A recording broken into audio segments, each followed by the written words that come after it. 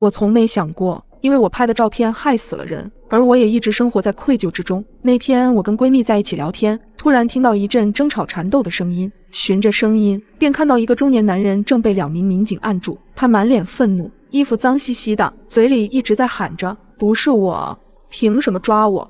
站在他们不远处便有个穿短裙的女孩，歇斯底里地喊着就是他，你个变态，刚才要拍我的裙底。没想到这种事会被我碰到，出于爱凑热闹的本能，我心血来潮地拿手机把这一幕拍了下来，而嫌犯可能是听到我手机拍照的声音，便望向了我这边。也是很巧合的，我居然拍到了他的全脸。由于闺蜜的催促，我们便很快地离开了。晚上回到家，想着获取些热度，我便很快把照片发到了某平台上，标题为警察抓住可恶的偷窥狂。刚发出去没多久，很快就有人评论回复，基本都是指责偷窥狂什么太可恶，甚至还有人对我不断的夸赞，拍得好，让大家也都认识认识这个人，以后看到这个变态就都离远一点。博主真是正义使者。看着评论区涌入的大量正面评论，我满足的睡去。但令我没想到的是，事情经过一晚上的发酵，热度一度冲到了前几名，参与评论的人也越来越多。大家在把我当成英雄的同时，也开始人肉那个嫌疑犯了。他们扒出来那个男人的家庭住址、工作单位，甚至家人的合照等。越来越多的键盘侠们这次总算是有机会站在道德的制高点，指责着男人的一切。听说男人的妻子因为这件事跟他离婚，他的孩子在学校受到欺负，父母被人在街头羞辱，男人基本成了过街的老鼠，人人喊打。眼见事情被越闹越大，我心里愈发的不安起来。果然在几天后出事了，官方发布新闻称那名所谓的偷拍狂是被冤枉的。多日的舆论让男人苦不堪言，并且最终自杀在自己家里。我瞪大了双眼，简直不敢相信，心里的愧疚更是袭上心头。当我再次打开社交平台后，发现上面的舆论也都变了样，评论区的言论开始转变方向。原本赞同我的网友们，现在立即变了一副嘴脸，开始用恶毒的语言咒骂我。拍照的人真该死，如果不是你不分青红皂白乱拍乱发，也许男人也不会自杀吧，全是你的责任。对，应该判他死刑，给男人偿命，甚至问我为什么不去死。一瞬间，大家都开始为那个男人不平，心疼他的家人，好像前几天那场闹剧，他们完全不曾发言，全然没有参加。而更可怕的是，大家不仅指责拍照片的人，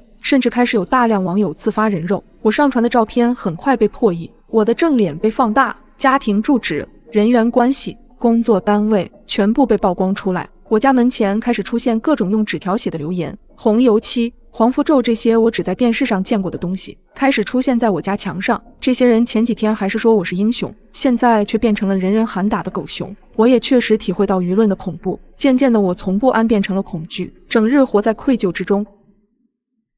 我差点被梦游的姐妹杀了，现在想起来还心有余悸。几天前的下午，我接到了依依的电话，琪琪，我晚上可以去你那边住吗？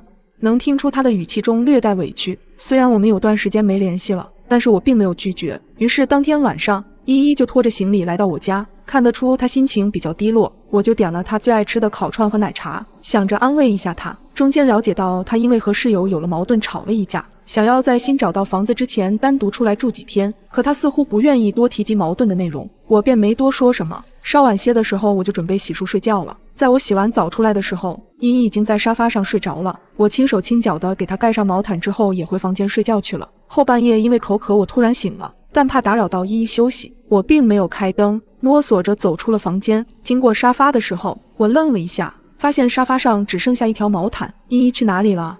难道上厕所去了？我因为困意缠身，并没有到处去找，拿了瓶水就直接回到了房间。我躺在床上想睡，却没睡着。不知道过了多久，客厅里头一直没有什么动静，奇怪，他怎么还没回来？会不会出啥事儿了？我刚想起身去查看，此时安静又黑暗的房间里传来了一阵奇怪的声音，这种声音听起来好像是啮齿类动物磨牙一样。我放缓呼吸声，环顾四周，突然之间，我注意到在房间的左前方，一个黑漆漆的人影直挺挺地站在角落里，正对着我。我第一时间做出反应，拿起枕头使劲地扔了过去，大喊起来：“谁在那里？”人影躲开了，然而他依旧一言不发。只是接下来令人意想不到的是，人影并没有做出什么多余的动作，他以一种极其僵硬的姿势缓慢地挪出了房间，随后便听到好像有人倒在了沙发上。我紧张地慢慢靠近门口，开灯向外观察，卧室里的灯光照到了沙发上，清晰地映照出依依的脸。刚才那个人影是依依，她是梦游了吗？隔天一早，我询问依依：“依依呀，昨天晚上你起夜了吗？”依依摇了摇头。我继续问，那你以前梦游吗？从来没有，至少我自己是不知道的。我若有所思，但随后也没有说什么，就出门上班去了。深夜里，我再次醒了，起身轻手轻脚地来到了客厅，依依又不在沙发上。我预先给自己鼓气，随后大声叫喊依依的名字：依依，你在哪？没有人回应。我看了一眼厨房和卫生间，还有卧室，都没有人。难道出门了？这么晚别出什么事吧？我立马拿出手机给依依拨了通电话过去。在静谧的深夜，我清楚地听到了一阵手机震动声。不过这一阵震动声在响了几声之后戛然而止。我的目光死死地盯在衣柜上，因为我清楚地听到刚才那一阵震动的声音就来自那里。我走到衣柜边，朝着并没有关严实的柜门里望了过去。依依瞪大了双眼，正在衣柜里面静静地坐着。一瞬间，我汗毛竖起。依依，你怎么在这里呀？但是她依旧没有什么动静。激动的我立马上把衣柜拉开。你在里面干什么呀？我使出全身的劲把她拉了出来。依依被摔在了地上，跟随她一起掉落的还有一把水果刀。还没等到我回过神，她便迅速冲出了卧室。我缓了好一会儿，反锁好房门。凌晨3点，我翻来覆去就是睡不着。枕头下面放着刚才依依掉落在地面上的那把水果刀。尽管我认为依依是梦游，但是我依旧后怕，所以我拿起了手机，给依依之前的室友发条信息：睡了吗？正准备睡。什么事？你和依依因为什么事情闹掰的？小婷犹豫了一会儿才回复：你问这个干什么？是不是依依和你在一起？我觉得她有点奇怪，你小心点，那女人有病，她半夜想对我动刀，如果不是我反应快就出事了，你最好别和她往来，她太恐怖了。当天晚上我一夜未眠，直到天亮，我就找了个借口让依依搬了出去。后来我就和她便慢慢的断了联系，直到最后我也没弄清楚那2天晚上她到底是在梦游还是清醒着的。当你洗脸闭眼睛的时候，是否和我一样总感觉有人在盯着你呢？这种感觉在我搬家之后尤为严重，偶尔还会听到人的喘息声，但每次我强行睁开眼往后看去，却什么都没有。但后来一件更可怕的事情让我从此以后活在了阴影里。因为图上班方便，我便想在公司附近租房。很快我便在网上找到了一间公寓，房间刚装修完不久，房租也很实惠，但是房东唯一的要求是女生入住，这让我有些疑惑。在看房的时候，我就问了房东，他告诉我女生比较爱干净，不像男生一样邋遢。我便没多想，果断与房东签下了合同。我自认为我的警惕性比较高，所以在搬家之后，出于安全考虑，我不但换了门锁，而且还在门口装上了可视门铃。因为刚搬新家，当晚我就喊了闺蜜小美和她新交的男友来我家玩。她的男友我也是第一次见，人看着很干练，聊天中了解到他是一名特警，看着男友力十足，我也挺为小美感到开心的。因为收拾到很晚，第二天我起床的时候发现已经快迟到了，着急忙慌地赶出家门，恰好碰到了房东拎着垃圾从门口路过。房东，你来找我的吗？哦，不是，我就住在隔壁，后面几间也都是我的房子，你有什么事儿也可以随时喊我。我不禁有些羡慕房东，每个月收租不用上班也太爽了吧。因为着急上班，没多聊几句，我便赶去公司了。但没过几天，便发生了一些奇怪的事情。首先是我的零食会莫名其妙的变少了，其次是卫生间的镜子上出现了奇怪的掌印，位置比较偏左。起初我并没有太在意，以为是我无意间碰到的，便顺手擦掉了。但最近我总感觉每天睡醒会特别累，好像每天晚上跟人打了一架。出于警觉，我还特地看了家里的可视门铃和电子锁的开门记录，都是正常的。我的精神状态越来越差，甚至总感觉我洗脸的时候，好像有个人就在旁边看着我，隐约还能听到呼吸声。但等我睁开眼看的时候，却什么都没有。闺蜜还安慰我，你太多疑了，是不是最近压力太大了？可能真的是我想多了吧，别不开心了，我晚上过来陪你聊聊天。晚上小美来了，还带着我最爱的奶茶和烤串，我们边吃边聊，心里确实也轻松了很多。期间小美去了卫生间，但随后神色紧张地从卫生间出来，拉着我走到了镜子前，指着镜子上的手印，满脸慌张。你看，这个手印很奇怪，虽然模糊，但这很明显是男人的手印。我的视线随着小美的手望过去，惊讶地发现这个掌印的位置还是一样的靠左，而且明显要比我的手掌大一些，也印证了小美的说法，这肯定是个男人的手掌印。我和小美对视了一眼，互相从对方眼里看到了惊恐。小美颤抖地拿起了手机，拍下了照片发给了她的男友。她男友很快赶了过来，安全起见，他很快检查了一下屋子，包括柜子里、窗帘后，甚至门口的可视门铃都没有发现异常。那掌印好似凭空出现在镜子上似的，难道这是灵异事件？这不禁又让我心惊胆战起来。就在我们疑惑的时候，小美的男友一直注视着镜子，只见他突然用手按在了镜子上。不对，这镜子不对劲。怎么了？我哆哆嗦嗦地问他。我的手指与镜子里的手指之间没有空隙，这是一面双面镜。随后他又轻轻地敲击了镜面，声音空洞且带有回响，这更加证实了他的想法。双面镜的话，如果对面有人，他是能看到你的。随后顺着掌印，镜子竟然被他推开了。此时房东的脸赫然出现在我们眼前，他满眼血丝，好像被惊到了一样。我满脸不可置信地大喊了一声：“是房东！”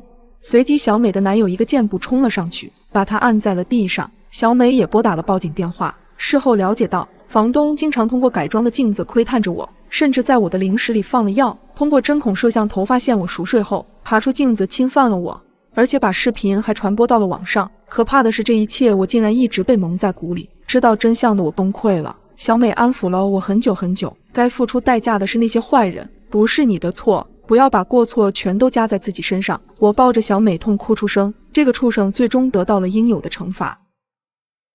室友的这件事给我带来了一辈子阴影。我们大学的宿舍是上床下桌的4人宿舍，还有一个大大的衣柜，分成4个人使用，每个空间都比较充足，能放很多东西。我其中一个室友叫小美，性格比较孤僻，平常跟我们也不怎么说话。虽然在一个寝室，但她总是独来独往，从不与人亲近。而最近我们寝室的气氛更压抑了，可能是失恋的原因，小美在寝室一连哭了好几天，大家晚上也总被她的啜泣声吵醒。虽然知道她听不进去，但我们偶尔还是会安抚一下。这天晚上9点半，洗完漱的我们发现小美还没回来，但是以前她经常夜不归宿，所以大家并没有在意。小可还在一旁说：“真好，小美不在，终于能睡个好觉了。”就是她在寝室感觉气压都变低了。小西也应和着，还八卦起了小美的男朋友。我也在一旁笑盈盈的听着。很快10点多，寝室熄灯了，麻吉先生的视频也刚更新，我也兴致勃勃的在评论区留言。突然收到了一个短信，是小美发的：“我晚上不回寝室了，麻烦帮我锁个衣柜，钥匙在我桌子上。”没多想，我回复了好。我虽然不情愿，但还是摸黑爬起来帮她锁了柜门。第二天必修课比较多，但小美依然没来，我心想着是不是睡过头了。小可还帮忙答了道。下午课间的时候，我便打电话过去，发现电话关机，她估计手机没电了。晚上小可买了螺蛳粉回寝室吃，我忍不住吐槽这味道真的冲。因为第二天的考试，我还堵着鼻子紧张着复习。奇怪的是，当天晚上小美还是没回来，我也打了几通电话，可都是关机状态。我又给她发了信息提醒：“小美，别忘了明天考试。”想着考试她肯定就会回来了，可直到考完试，小美依旧没出现，我们才意识到不对，赶忙通知了导员和学校。一整天时间，老师和同学都在帮忙找，甚至小美的父母也连忙从外地赶了过来，一直没找到，也没有人见过小美。警察也很快介入调查，我们3个配合录完口供到寝室也已经很晚了。洗完漱便昏睡过去了。迷迷糊糊中，我听到了手机的短信声，打开手机看到已经凌晨1点多了。我瞳孔大张地盯着这条信息，脸上渐渐地冒出了冷汗。短信是小美发的：“麻烦你帮我开下衣柜。”我瞬间意识到了什么。安静漆黑的寝室，我缓慢地挪开被子，坐了起来。我望向衣柜，甚至不敢下地。我颤抖着，伴随着哭泣的声音喊起了他们。随后小西跑去通知了宿管，我不敢在寝室待着，小可便陪我走到了寝室门口。2名宿管听了小西讲述后，其实也是胆战心惊，但职责所在，还是拿钥匙打开了那个柜门。里面的景象顿时吓坏了大家。柜子里是头发散乱、身体僵硬且浑身带着点排泄味道的小美。她是打算把自己关在柜子里活活憋死，也许实在是饥饿难忍，求生欲让她发了那条令我毛骨悚然的短信。最后奄奄一息的她得救了。我们也被吓得不轻，果断在第2天要求学校帮我们换宿舍。小美在那之后也被爸妈接回去了，直到毕业，我也再没见过她。因为这件事，从此我们宿舍都不敢半夜上厕所了。这天周五晚上，我们心血来潮凑在寝室看《咒怨》，恐怖的视觉冲击让我们一个个心惊胆战，伴随着恐惧感，我们好不容易才睡着。结果半夜我的肚子突然隐隐绞痛，可能是白天吃的地摊不干净吧，我便起身准备去上厕所。但我刚拉开帘子，看着静谧漆黑的宿舍，显得尤为恐怖。这个电影的后劲着实有点大。寝室的厕所在宿舍外面，在我们寝室隔壁，也是走廊尽头。因为要走出宿舍，我隐约还是有些害怕。真是的，早知道晚上不看恐怖片了。我缩进帘子里，自言自语道，看了下手机时间，才凌晨3点，离天亮还有好久啊。我欲哭无泪，纠结了很长时间，最终还是决定去趟厕所。我喊了我上铺的姐妹小美，小美陪我去个厕所呗。我敲了敲她的床帮，小美睡眼惺忪地探出了帘子。她一直都知道我胆子不大，看了我一眼，揉了揉眼睛，没说什么就下来了。我拽着她慢慢走出了宿舍，刚到厕所，映着昏暗的灯光，我顺手就拉了第一个隔间门，但却没拉开，可能是里面有人，我没多想，径直走向了第2个隔间，当然也没敢关门，就找着话题跟小美聊着天。小美，你有没有听过最近的新闻？就有个小偷去人家家里偷东西，主人都回来了，他躲在床底下刷视频，结果把自己逗笑了，直接就被抓了。这真是史上最悲催的小偷。一阵笑声从第1个隔间里传了出来，这笑声也特别奇怪，在安静的厕所里显得格外刺耳，让人头皮发麻。我和小美对视了一眼，意思这旁边是谁？按道理应该是我们同楼层的人，多少也打过照面。出于好奇，我就透过隔间下缝隙看去，这一看却让我不寒而栗，是一个人穿着老式的红色胶鞋，而且还脏兮兮的，这种鞋学生肯定是不会穿。最奇怪的是，这个人的小腿是笔直的，并不是在蹲坑的姿势，说明他就一直站在那边也不出来。我第一个感觉是这个人可能是小偷。等大家睡着了偷东西，我强装镇定地站了起来，心也提到了嗓子眼，惊慌地拉着小美就往外走，甚至不敢回头瞧上一眼。安全起见，宿舍的门我也没关死，一边看着厕所，一边把寝室的人都叫醒了。小美去楼下喊宿管阿姨，我们剩下的人还在盯着厕所的方向，等了许久，一直到宿管阿姨带着人来了，也没见一个人出来。我紧拽住小美的手，看着他们进了厕所。此时第1个隔间已经打开了，里面没有人，阿姨他们里外都找了一圈，也没见一个人影。卫生间的窗户也是封死的，完全没有被破坏的痕迹。怎么会？我低呼出声，满眼的不可思议。我看向了小美，小美此时震惊的表情告诉了我，刚刚我们在厕所绝对是遇到人了，可为什么那个人消失了呢？从那以后，我们宿舍都不敢单独半夜去厕所了。如果那天晚上我没有正巧碰到这个外卖小哥，那我可能就遇害了。2天前，我想去取落在闺蜜家的包包，包包就在电视旁边的架子上，手机那头闺蜜的声音明朗，我今天加班，你先过去吧，反正你手上有我家的备用钥匙，3楼307，放心，你家门牌号我记得比我家都熟了。挂断了电话，起身前往了闺蜜家，刚到门口，正准备掏出钥匙开门，突然听到里面窸窸窣窣的声音，我感到奇怪，动作停了下来。小美已经回来了吗？就在我犹豫的片刻，门突然向里面打开了，出来一个男人，30出头的模样，看着憨憨的。我愣了一下，那男人却抢着说道：“你先进来吧，他没在家。”这么熟人的语气，可能是男朋友吧。我边迟疑边进了屋子，男人已经勤快地端了杯水递过来。我道谢后接过水杯，环顾四周，发现没什么异样，只有卧室的门虚掩着。男人似乎察觉到我的视线，往我身前站了站。我对着墙指了指：“我过来拿包的，拿了就走。那个包花了我大半个月工资，上次带过来是为了跟闺蜜炫耀一下，没想到竟然落在她家里了。”哦，我帮你拿过来。那男人挠了挠头，便去帮我取包。我拿出手机给闺蜜发了个消息：“行啊，男朋友挺勤快的，除了年龄大了一点。说吧，人在哪找的？”我噼里啪啦发过去一段文字，没过2秒，闺蜜信息就回过来了。你说什么呢？我哪有男朋友？我迅速提取到了闺蜜信息里的关键字，没有男朋友。那面前这人是谁？我脑海中迅速浮现一种可能，瞬间冷汗直冒，全身僵硬。那是这个包吗？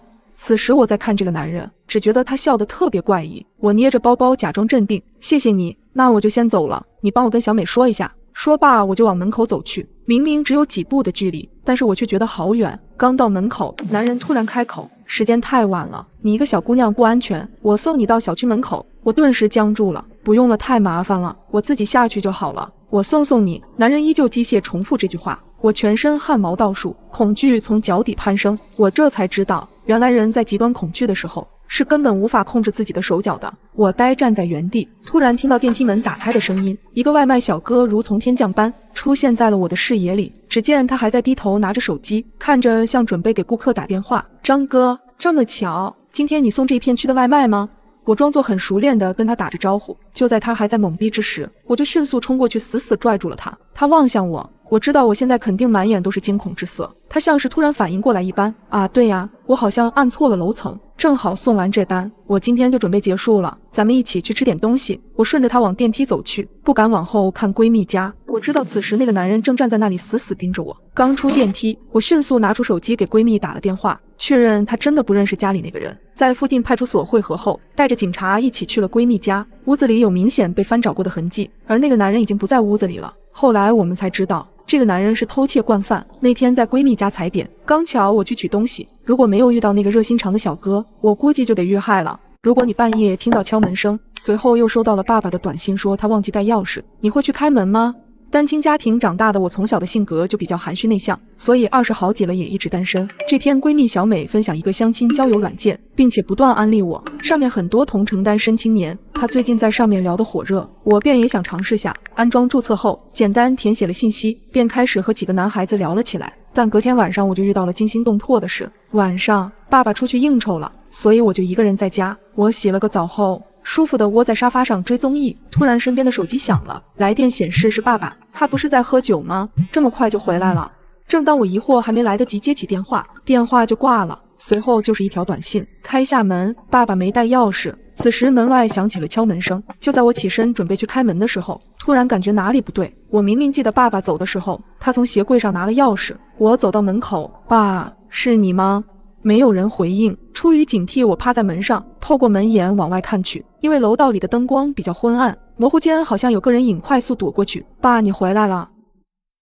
回应我的只有急促的敲门声，我的心突突的跳，后背也冒出冷汗。没想太多，我赶忙拿出手机给爸爸拨了过去。门外确实响起了手机铃声，但奇怪的是一直没人接听。我再次透过门眼看去，外面的人好像被惊到了一样，快速地向楼下跑去，铃声也渐行渐远。突然电话接通了，可还没等我开口说话，电话那头就响起了爸爸的声音：我楼下的车灯忘关了，你帮爸爸先把门打开，我一会儿就回来。电话便挂断了。虽然有些奇怪，但好在听到了爸爸的声音，我也安心了很多，便索性把门虚掩地打开了一条缝，转身就准备继续窝着追踪。这时电话又响了，是爸爸拨打的微信电话。我有些不耐烦地接起来：爸，又干嘛呀？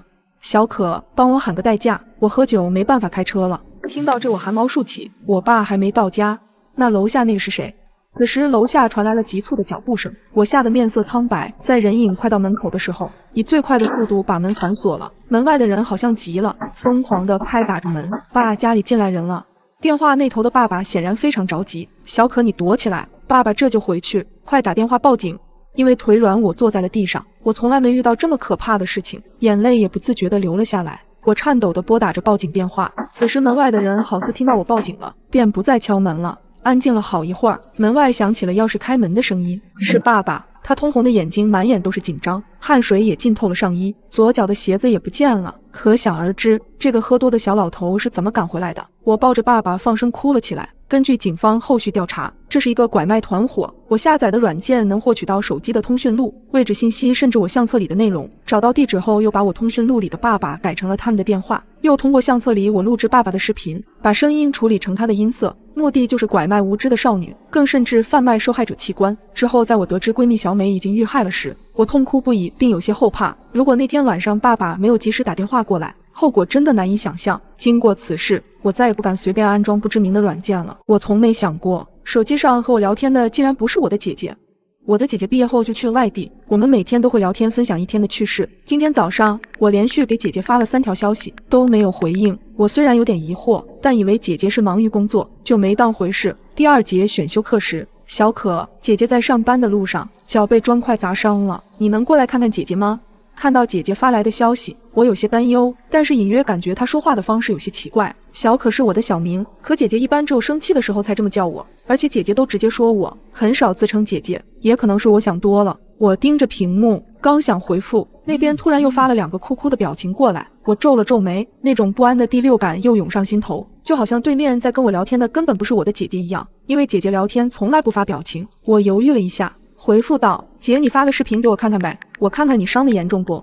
那边沉默了一会儿，回了一句：好吧，你等等。随即一张照片发了过来，是姐姐的脚部照片。我们之前一起做美甲的图案还没全掉完，脚面上还裹着纱布，但应该不是很严重。我松口气，看样子是我太敏感了。我又和姐姐说了几句话，但她话里话外都是让我过去看她的意思。我便只好答应他，我明早请完假就来看你。不行，对面态度强硬，随即似乎认识到不对，放缓了语气，姐姐一个人晚饭都做不了，小可晚饭前能到这吗？晚饭前我试试吧，心里却对姐姐这样强制的态度有点抵触。下课后，我赶忙回到寝室收拾行李。小可，你去哪儿？室友问我，我顺手把手机递了过去。我准备请假去照顾一下我姐，她脚受伤了。室友看着手机，我们一会儿要排练啊，明天就要上台了。我看你姐不是有人照顾吗？我心头一震，她不是一个人吗？我迅速凑了过去，你看这角度，明明就是另一个人拍的。我拿过手机，打开照相功能，往自己的脚拍去，尝试了几次，果然这个角度很难自己才能拍到。我觉察到不对劲，我赶忙拨通了姐姐的视频电话，铃声响起不久便被挂断了。姐，你怎么不接视频？对面很快回复，姐姐现在很累，打视频干什么？你不是马上就过来了吗？我盯着她的回复，猜疑越来越重。姐，你上次给我买的那条裤子的纽扣掉了，我带到你那儿，你刚好帮我缝一下呗。好，那你带过来吧，我顺手帮你缝了。看到这段话，我如坠冰窖。他上次给我买的明明是双鞋子，而且他根本不会缝衣服，现在跟我聊天的到底是谁？我越想越害怕，赶过去的同时也给发小打了个电话。他和姐姐住在同一个小区，了解了事情原委。他主动提出装成物业先帮我去看一下。我坐在车上，忐忑不安地等待着他的电话。过了一会儿，家里的灯是亮着的，我敲了好久的门，没人回应。你姐是不是睡着了？那你有听到狗叫的声音吗？没有啊，难道出去遛狗了？坏了，真出事了。挂了电话，我赶忙打电话报警，警察也说很快就到。我赶到的时候，看到警察正好押着几个人出来。我冲进屋子里，最先看到的是躺在门口僵直没了呼吸的乐乐。我身体不自觉地抖了起来，走进卧室，看到发小正在安慰着姐姐，鼻子一酸，直接冲过去扑到姐姐的怀里，悬着的心也终于放了下来。后来才知道，他们是一个拐卖妇女的团伙，早就盯上了一个人住的姐姐，并在早上姐姐准备上班时冲进了姐姐的屋子。可没想到我刚好给姐姐发了消息，就想把我也骗过去，我才会觉察到不对劲，并且报了警。也很感谢我的室友和发小，如果不是他们，那后果真的不敢想象。我再也不敢图便宜随便找民宿住了，现在想起来还是脊背发凉。几天前我和老公的结婚纪念日到了，忙碌了一年，我俩准备出去旅游放松几天。但是我老公是那种典型的铁公鸡。小冉，你看这个房子怎么样？我看了眼他的手机，嘴角抽了抽。林泽，你又从哪个平台找的房子？民宿特价优惠，这个价格堪称骨折。林泽笑意盈盈地看着我，想到之前出去旅游林泽订的那些房子，虽然有些小瑕疵，但是也还不错，我也就同意了。但我没想到后面竟然发生了这么可怕的事情。进屋后，我看了看房子，意外的发现竟然还不错。想着已经很晚了，我俩就在沙发上吃着晚饭，看着电视。就在我困得不行，准备回房间睡觉时，突然听见有脚步声。这脚步声似乎是从2楼传来的。林泽，你听到什么声音了吗？我惊恐地看着林泽，他皱了皱眉，别怕，有我在，我们去楼上看看。可房东说了，房东在租房要求中写过，唯一的要求就是别去2楼。当时签合同时，我只觉得可能楼上是储藏室之类的，也没多想。但现在听到那个声音之后，我顿时感到脊背发凉。没事儿，安全起见，我们还是去上面检查一下。我跟着林泽慢慢走到了2楼。2楼是阁楼，只有一个房间。林泽拉动门把手，想把门打开，这个门被锁死了。他趴在门口，听着屋内的动静，里面静悄悄的，什么声音都没有。为了安全起见，我俩返回到卧室，锁好房门，并给房东发了消息，想问清楚2楼里有什么。2楼放了一些杂物，抱歉，可能是之前有老鼠，还没清理干净。你们要是害怕的话，我明天来看一下。我看房东态度诚恳，想了想，现在已经没有声音了，我们也不是常住在这里，只要不去2楼就行了。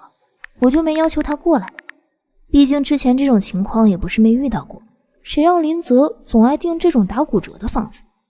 第2天晚上，楼上倒是没有再传出奇怪的声音了。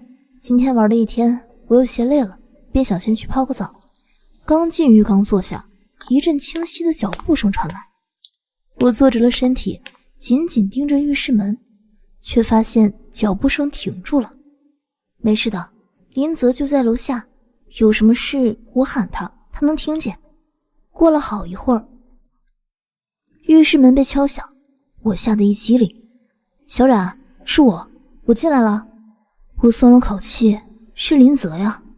我看着他开门进来，刚想怪他为什么要吓我一跳，却发现他表情特别的不对劲。怎么了，林泽？他凑近我悄声说道。小冉别说话，听我的，你赶紧穿衣服，我们去收拾行李。我看着他的表情异常凝重，不禁有些害怕。我没多问，看着他着急忙慌地收拾完行李，以最快的速度拖着我上了车。直到上车后，他才松了口气。小冉，你知道吗？这个房东一直在监视着我们，而且我怀疑他就在楼上。什么？你怎么知道的？我震惊地看着林泽，满脸的不可置信。原来就在我洗澡的时候，林泽无聊地调着电视节目，无意间点了个按钮，电视画面中是个房间。虽然有些熟悉，但他并没有多疑，直到再次换了台，却发现我正在浴室洗澡的画面，他才意识到这是监控的摄像头拍摄的，这肯定是房东特地安装并用来看租客隐私的，也不知道他到底有没有别的企图。我看着林泽皱着眉，全身汗毛竖起，转头看向了别墅。黑暗中似乎有个影子就在阁楼上，拉开窗帘偷看我们。